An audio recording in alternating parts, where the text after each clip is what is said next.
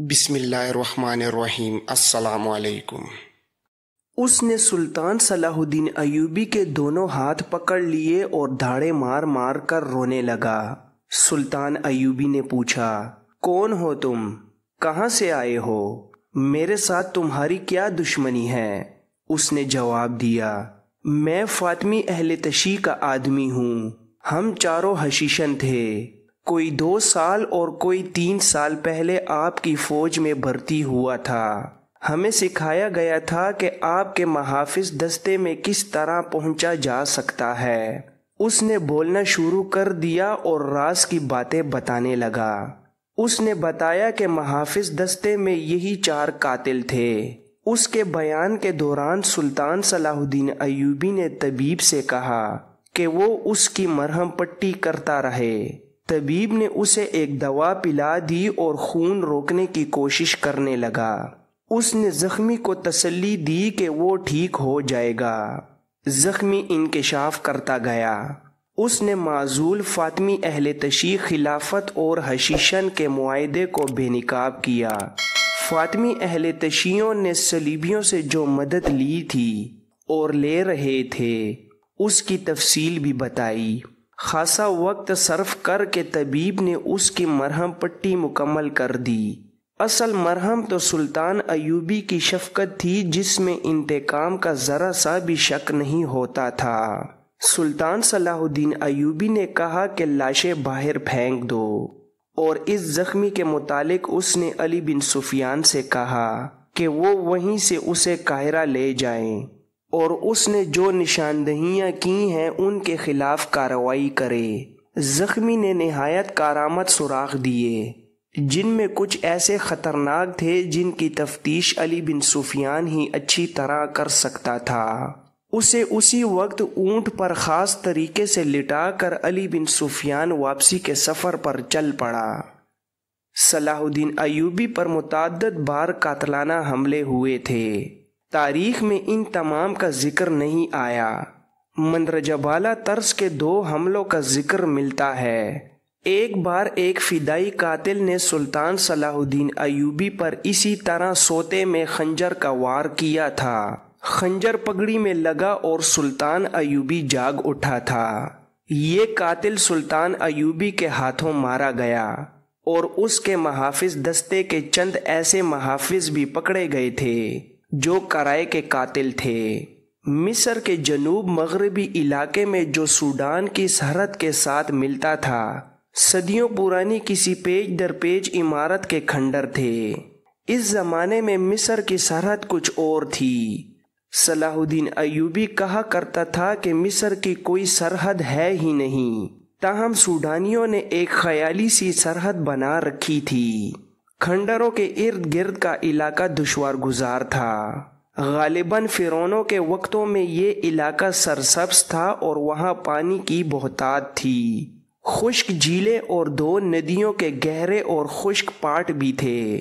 ریتیلی چٹانیں بھی تھیں اور ریتیلی مٹی کے ٹیلے بھی۔ ان کی شکلیں کسی بہت بڑی عمارت کے کھنڈروں کی مانند تھیں۔ کہیں ٹیلا ستون کی طرح دور اوپر تک چلا گیا تھا اور کہیں ٹیلے دیواروں کی طرح کھڑے تھے۔ جہاں جہاں جگہ ہموار تھی وہاں ریت تھی۔ چٹانیں اونچی بھی تھی اور نیچی بھی۔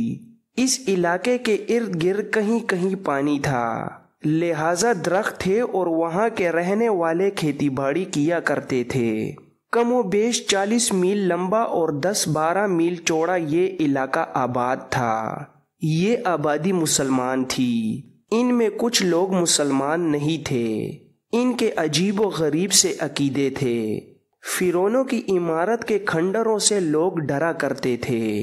ان کے ارد گرد کا علاقہ بھی ایسا تھا کہ دیکھنے والوں پر ہیبت طاری ہو جاتی تھی۔ وہاں سے کوئی گزرتا ہی نہیں تھا۔ لوگ کہتے تھے کہ وہاں فرعونوں کی بدروحیں رہتی ہیں، جو دن کے دوران بھی جانوروں کی صورت میں گھومتی پھرتی رہتی ہیں، اور کبھی اونٹوں پر سوار سپاہیوں کے بھیس میں اور کبھی خوبصورت عورتوں کے روپ میں نظر آتی ہیں، اور رات کو وہاں سے ڈراؤنی آوازیں بھی سنائی دیتی ہیں۔ कोई 1 साल से ये खंडर लोगों की दिलचस्पियों का मरकज बन गया था। इससे पहले सुल्तान सलाहुद्दीन अय्यूबी की फौज के लिए भर्ती की मुहिम शुरू हुई थी, तो भर्ती करने वाले इस इलाके के इर्द गिर्द भी घूमते फिरते रहते थे। वहां के बाशिंदों ने उन्हें खबरदार किया था कि वो टीलों के अंदर ना जाएं। उन्हें पुरस्रार आवाजें, डरावनी चीजें और बदरूहों की कहानियां सुनाई गई थीं। इस इलाके से फौज को बहुत भर्ती मिली थी, मगर इसके बाद भर्ती करने वाले गए तो लोगों का रुझान बदला हुआ था। सरहद पर गश्त करने वाले दस्तों ने रिपोर्ट दी थी कि गश्ती संतरी भी इस इलाके के अंदर नहीं जाया करते थे और उन्होंने कभी किसी इंसान को इधर जाते नहीं देखा था, मगर अब वो लोगों को अंदर जाता देखते हैं और वहां से आने वाले डरे हुए नहीं होते बल्कि मुतमईन नजर आते हैं। इसके बाद ये इत्तला मिली कि हर जुमेरात के रोज रात तक अंदर मेला सा लगता है और इसके बाद इस किस्म का वाकया हुआ कि सरहदी दस्तों के 4-5 सिपाही लापता हो गए। इनके मुतालिक ये रिपोर्ट दी गई थी कि भगोड़े हो गए थे। सुल्तान सलाहुद्दीन अय्यूबी ने जहां दुश्मन के मुल्कों में जासूस भेज रखे थे, वहां उसने अपने मुल्क में भी जासूसों का जाल बिछा रखा था। गैर मुस्लिम मुअर्रिखीन ने सुल्तान सलाहुद्दीन अय्यूबी को खास तौर पर खिराज तहसीन पेश किया है कि उसने आज के इंटेलिजेंस निज़ाम और कमांडर व तरीक़ा जंग को खुसूसी अहमियत देकर ट्रेनिंग के नए तरीके दरियाफ्त किए और ये साबित कर दिया था कि सिर्फ 10 अफराद से 1000 नफरी की फौज का काम लिया जा सकता है। ये अलग बात है कि मुसलमान होने की वजह से यूरोपी मुअर्रिखीन ने सुल्तान सलाहुद्दीन अय्यूबी के इस फन को तारीख में इतनी जगह नहीं दी जितनी देनी चाहिए थी, लेकिन इस दौर के वक़ुआ निगारों ने जो तहरीरें कलमबंद की हैं उनसे पता चलता है कि इस्लाम का ये अजीम पासबान इंटेलिजेंस, गोरिल्ला और कमांडो ऑपरेशन का किस कदर माहिर था। अंदरून मुल्क उसकी इंटेलिजेंस गोशे गोशे पर नजर रखती और फौज की मरकजी कमान को रिपोर्टें देती रहती थी। ये इसी निज़ाम की आला कारकर्दगी का सबूत था कि मिस्र के दूर दराज ऐसे इलाके की सरगर्मियों की भी इत्तला मरकज को पहुंचा दी गई थी, मगर मकबरों ने वहां के लोगों की सिर्फ जहनी तब्दीली देखी और इसकी इत्तला दी थी। उन्हें अभी ये मालूम नहीं था कि अंदर क्या होता है। इस इत्तला के बाद 2 मकबर कत्ल या लापता हो गए थे। वहां के लोगों ने न सिर्फ टीलों के डरावने इलाके के अंदर जाना शुरू कर दिया, बल्कि वो फिरौनों की इस पेच दर पेच इमारत के खंडरों में भी जाने लगे थे, जहां जाने के तस्वुर से ही इनके रोंगटे खड़े हो जाया करते थे। कुछ अरसा पहले इसकी इब्तिदा इस तरह हुई थी कि एक गांव में एक शुतुरसवार आया। ये अजनबी मुसलमान और मिस्री था। उसका ऊंट अच्छी नस्ल का और तंदुरुस्त था। इस मुसाफिर ने गांव वालों को इकट्ठा करके ये किस्सा सुनाया कि वो गुर्बत से तंग आ चुका था। अब वो राहजनी और चोरी के इरादे से घर से निकल खड़ा हुआ। वो पैदल था और वो इस उम्मीद पर इस इलाके में आ गया कि यहाँ कोई आबादी नहीं है, इसलिए राहजनी करते पकड़ा नहीं जाएगा। वो बहुत दिन पैदल चलता रहा मगर उसे कोई शिकार ना मिला। आखिर टीलों के इस इलाके में जहाँ कोई नहीं जाता वो जाकर गिर पड़ा। उसके जिस्म में ताकत नहीं रही थी। उसने आसमान की तरफ हाथ बुलंद करके अल्लाह से मदद मांगी। उसे एक गूंजदार आवाज सुनाई दी, तुम खुशकिस्मत हो कि तुमने अभी गुनाह नहीं किया, गुनाह की सिर्फ नीयत की है। अगर तुम किसी को लूट कर यहाँ आते तो तुम्हारा जिस्म हड्डियों का पिंजरा बन जाता और शैतान के छोड़े हुए दरिंदे तुम्हारा गोश्त जो तुम्हारे सामने पड़ा हुआ होता तुम्हें दिखा दिखा कर खा जाते। इस आवाज ने अजनबी पर गशी तारी कर दी। उसने महसूस किया कि कोई उसे उठा रहा है। اس نے آنکھیں کھولی تو وہ بیٹھا ہوا تھا اور اس کے سامنے ایک سفید ریش بزرگ کھڑا تھا جو دودھ کی مانند سفید اور آنکھوں سے نور جیسی شعائیں نکل رہی تھیں۔ وہ جان گیا کہ یہ آواز جو اس نے سنی تھی اسی بزرگ کی تھی۔ اجنبی کی زبان بند ہو گئی اور وہ کانپنے لگا۔ بزرگ نے اسے اٹھا کر کہا، مت ڈرو مسافر، یہ سب لوگ جو یہاں آنے سے ڈرتے ہیں بد نصیب ہیں، انہیں شیطان ادھر آنے نہیں دیتا۔ تم جاؤ اور لوگوں سے کہو کہ یہاں اب فرعونوں کی خدائی نہیں رہی، یہ حضرت موسیٰ علیہ السلام کی مملکت ہے۔ حضرت عیسیٰ علیہ السلام بھی یہیں آسمان سے اترنے والے ہیں۔ اب اسلام کی قندیلیں اسی کھنڈر سے روشن ہوں گی جن کی روشنی ساری دنیا کو منور کر دے گی۔ جاؤ لوگوں کو ہمارا پیغام دو، انہیں یہاں لاؤ۔ اجنبی نے کہا کہ وہ اٹھ نہیں سکتا، چل نہیں سکتا، جسم سوکھ گیا ہے۔ سفید ریش بزرگ نے کہا، تم اٹھو اور 50 قدم شمال کی طرف جاؤ، پیچھے مڑ کر نہ دیکھنا، ڈرنا نہیں، لوگوں تک پیغام پہنچا دینا ورنہ نقصان اٹھاؤ گے۔ تمہیں ایک اونٹ بیٹھا ہوا نظر آئے گا، اس کے ساتھ کھانا اور پانی ہوگا اور اس کے ساتھ جو کچھ ہوگا وہ تمہارا ہوگا۔ اجنبی نے گاؤں والوں کو سنایا کہ وہ اٹھ کر چلنے لگا تو اس کے جسم میں طاقت آ گئی تھی۔ وہ ڈر رہا تھا کہ یہ کسی فرعون کی بدروح ہے۔ اس نے پیچھے نہیں دیکھا، بدروح کے ڈر سے قدم گنتا رہا اور راستہ گم گیا۔ 50 قدم پر یہ اونٹ بندھا ہوا تھا، اس کے ساتھ کھانا بندھا ہوا تھا جو اس نے کھا لیا اور پانی پی لیا۔ اس کے جسم میں ایسی طاقت آ گئی جو پہلے اس کے جسم میں نہیں تھی۔ اس نے لوگوں کو ایک تھیلی کھول کر دکھائی جس میں سونے کی اشرفیاں تھیں۔ یہ تھیلی اونٹ کے ساتھ بندھی ہوئی تھی۔ اجنبی اونٹ پر سوار ہوا اور اس گاؤں میں آ گیا جس میں بیٹھا وہ قصہ سنا رہا تھا۔ اس کے بعد اس نے گاؤں والوں کو سفید ریش بزرگ کا پیغام دیا اور چلا گیا۔ اس کا سنانے کا انداز ایسا پر اثر تھا کہ لوگوں کے دلوں میں ٹیلوں کے علاقے میں جانے کا اشتیاق پیدا ہو گیا۔ لیکن گاؤں کے بوڑھوں نے کہا کہ یہ اجنبی انسان نہیں بلکہ کھنڈر کے شرشرار کا حصہ ہے۔ انسانی فطرت میں یہ کمزوری ہے کہ چھپے ہوئے کو بے نقاب کرنے کی اور بعید کو پا لینے کی کوشش کرتی ہے۔ جن جسموں میں جوانی کا خون ہوتا ہے وہ خطرے مول لے لیتے ہیں۔ گاؤں کے جوانوں نے ارادہ کر لیا کہ وہ وہاں جائیں گے۔ اشرفیوں کا جادو بڑا سخت تھا جس سے وہ لوگ بچ نہیں سکتے تھے۔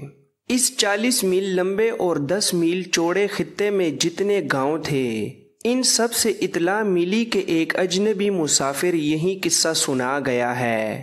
کچھ لوگ تذبذب میں تھے اور کچھ تذبذب اور فیصلے کے درمیان بھٹک رہے تھے مگر ادھر جانے سے ڈرتے تھے۔ بعض آدمی گئے بھی لیکن ٹیلوں کے پراسرار علاقے کو دور سے دیکھ کر واپس آ گئے۔ کچھ روز بعد 2 جوان شتر سوار تمام علاقے میں گھوم گئے۔ انہوں نے بھی ایسا ہی قصہ سنایا جو ذرا مختلف تھا۔ وہ بہت دور کے سفر پر گھوڑوں پر جا رہے تھے۔ ان کے ساتھ 2 خچر تھے جن پر قیمتی مال تھا۔ یہ تجارت کا مال تھا جو وہ سوڈان لے جا رہے تھے۔ راستے میں انہیں ڈاکوؤں نے لوٹ لیا، مال کے ساتھ گھوڑے اور خچر بھی چھین لیے اور انہیں زندہ چھوڑ دیا۔ یہ دونوں ٹیلوں کے علاقے میں آ کر تھکن، بھوک، پیاس اور غم سے گر پڑے۔ انہیں بھی سفید ریش بزرگ نظر آیا۔ اس نے انہیں وہی پیغام دیا اور کہا، تمہیں شیطان کے درندوں نے لوٹا ہے، تم اللہ کے نیک بندے ہو، جاؤ تمہیں 50 قدم پر 2 اونٹ کھڑے ملیں گے اور ان کے ساتھ جو کچھ بندہ ہوگا وہ تمہارا ہوگا، لیکن مال و زر دیکھ کر آپس میں لڑ نہ پڑنا ورنہ ہمیشہ کے لیے اندھے ہو جاؤ گے۔ انہیں بھی اس بزرگ نے کہا کہ گاؤں گاؤں جا کر لوگوں کو پیغام دیں کہ ان کھنڈروں سے ڈرے نہیں، اس کے بعد ایسی ہی بہت سی روایتیں سنی اور سنائی جانے لگیں۔ ان میں ڈر اور خوف کا کوئی تاثر نہیں تھا، بلکہ ایسی کشش تھی کہ لوگوں نے ٹیلوں کے ارد گرد پھرنا شروع کر دیا۔ انہوں نے بعض لوگوں کو اندرونی علاقے سے باہر جاتے اور آتے بھی دیکھا۔ انہوں نے بتایا کہ اندر ایک درویش بزرگ ہے جو غیب کا حال بتاتا اور آسمانوں کی خبر دیتا ہے۔ یہ بھی کہا گیا کہ وہ امام مہدی ہے۔ کسی نے کہا کہ حضرت موسیٰ علیہ السلام ہیں، اور کوئی حضرت عیسیٰ علیہ السلام کہتا تھا۔ ایک بات وثوق سے کہی جاتی تھی کہ وہ جو کوئی بھی ہے خدا کا بھیجا ہوا ہے اور گناہگاروں سے نہ ملتا ہے نہ انہیں نظر آتا ہے۔ اس کے پاس جانے کے لیے نیت صاف ہونی چاہیے۔ یہ بھی کہا گیا کہ وہ مردوں کو بھی زندہ کرتا ہے۔ یہ طلسماتی اور پراسرار روایتیں اور حکایتیں لوگوں کو اندرونی علاقے میں لے جانے لگیں۔ آگے جا کر انہوں نے پہلی بار وہ کھنڈر دیکھے جن سے وہ ڈرتے تھے، وہ ان کے اندر بھی گئے۔ یہ کمروں، غلام گردشوں اور غاروں جیسے راستوں کی بھول بھلیاں تھیں۔ ایک کمرہ بہت وسیع اور اس کی چھت اونچی تھی، جالے لٹک رہے تھے اور ماحول پر ہیبت طاری تھی، لیکن وہاں خوشبو پھیلی ہوئی تھی۔ کہیں سیڑھیاں فرش سے نیچے جاتی اور تہخانوں میں جا کر ختم ہوتی تھیں۔ یہ عمارت ان فرعونوں کی تھی جو اپنے آپ کو خدا کہتے تھے۔ وہ کسی کسی کو نظر آتے تھے، لوگوں کو اس عمارت میں اکٹھا کر لیا کرتے اور لوگوں کو ان کی صرف آواز سنائی دیتی تھی۔ یہ آواز ایسی سرنگوں میں سے گزر کر آتی تھی جن کے دہانے بڑے کمرے میں تھے مگر نظر نہیں آتے تھے۔ بولنے والا سرنگ کے دوسرے سرے پر ہوتا تھا، جس کے متعلق کوئی جان نہیں سکتا تھا کہ کہاں ہے۔ وہ اسے خدا کی آواز سمجھتے تھے جو عام آدمی کو نظر نہیں آتا۔ ان بڑے کمروں میں روشنیوں کا ایسا انتظام ہوا کرتا تھا کہ مشعلیں نظر نہیں آتی تھیں۔ کمرے روشن رہتے تھے، آئینے کی طرح چمکیلی دھات کی چادریں استعمال کی جاتی تھیں جن سے چھپی ہوئی مشعلوں کی روشنی منعکس ہوتی تھی۔ وہ تو صدیوں پرانی بات تھی۔ اب سلطان صلاح الدین ایوبی کے دور میں اس عمارت میں پھر وہی آوازیں گونجنے لگیں جنہیں لوگ خدا کی آوازیں سمجھا کرتے تھے۔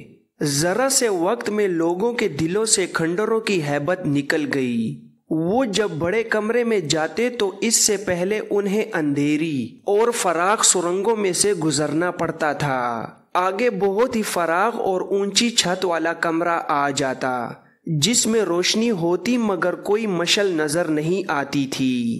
وہاں گونج کی طرح آواز آتی تھی، ہم نے تمہیں اندھیروں میں سے نکال کر روشنی دکھائی ہے، کوئی طور کی روشنی ہے، اس نور کو دلوں میں داخل کر لو۔ فرعونوں کی بدروحیں بھی مر گئی ہیں، اب یہاں موسیٰ علیہ السلام کا نور ہے اور اس نور کو عیسیٰ علیہ السلام اور زیادہ منور کرے گا۔ خدا کو یاد کرو اور کلمہ پڑھو۔ اور لوگ حیرت سے منہ کھولے آنکھیں پھاڑے ایک دوسرے کو دیکھتے اور کلمہ طیبہ گنگنانا شروع کر دیتے تھے۔ اگر اس آواز میں خدا، حضرت موسیٰ علیہ السلام، حضرت عیسیٰ علیہ السلام اور کلمہ طیبہ کا ذکر نہ ہوتا تو لوگ شاید اس کا یہ اثر قبول نہ کرتے جو وہ کر رہے تھے۔ وہ سب مسلمان تھے، اپنے مذہب کے نام پر وہ اس اثر کو قبول کرتے تھے، اور جب انہیں یہ آواز سنائی دی، رسول خدا صلی اللہ علیہ وآلہ وسلم کو خدا نے غار حرا کے اندھیرے میں رسالت عطا کی تھی، تمہیں بھی ان غاروں کے اندھیروں میں خدا کا نور نظر آئے گا، تو لوگوں نے سر جھکا لیے اور اس آواز کو جس کی گونج میں طلسماتی اثر تھا اپنے دل پر نقش کر لیا۔ لیکن لوگ اس ہستی تک پہنچنا چاہتے تھے جس کی یہ آواز تھی اور جو مسافروں کو اونٹ، کھانا، پانی اور اشرفیاں دیتی اور مردوں کو زندہ کرتی تھی۔ لوگوں کی بے تابیاں بڑھتی جا رہی تھیں، وہ اپنے گھروں کو جاتے تو انہیں عورتیں بتاتی کہ ایک اجنبی آیا تھا جو کھنڈر والے درویش کی کرامات سنا گیا ہے۔ وہ کہتا تھا کہ اس نے درویش کی زیارت کی ہے۔ ایک روز ان دیہات میں جو سب سے بڑا گاؤں ہے وہاں کی مسجد کے پیش امام سے لوگوں نے استفسار کیا۔ اس نے کہا وہ مقدس انسان ہے، صرف نیک لوگوں سے ملتا ہے۔ نیک وہ ہوتا ہے جو خون خرابہ نہ کرے، صلح اور امن کی زندگی بسر کرے۔ یہ مقدس درویش حضرت عیسیٰ علیہ السلام کا پیغام لایا ہے۔ اس پیغام میں محبت ہے، جنگ و جدل نہیں۔ اس پیغام میں یہ نصیحت ہے کہ کسی کو زخمی نہ کرو بلکہ زخمی کے زخموں پر مرہم رکھو۔ اگر تم لوگ ان اصولوں پر زندگی بسر کرو گے تو یہ درویش تمہاری کایا پلٹ دے گا۔ جب ایک امام مسجد نے بھی اس مقدس درویش کو اور اس کی آواز کو برحق کہہ دیا تو کسی شک و شبے کی گنجائش نہ رہی۔ لوگوں کے ٹھٹ کھنڈروں میں جانے لگے تو اعلان ہوا کہ ہر جمعرات کے روز اندر جانے کی اجازت ہوگی اور شام کو میلہ لگا کرے گا۔ چنانچہ اس روز سے جمعرات کا دن مخصوص ہو گیا اور اس کے ساتھ ہی عورتوں کو بھی وہاں جانے کی اجازت مل گئی۔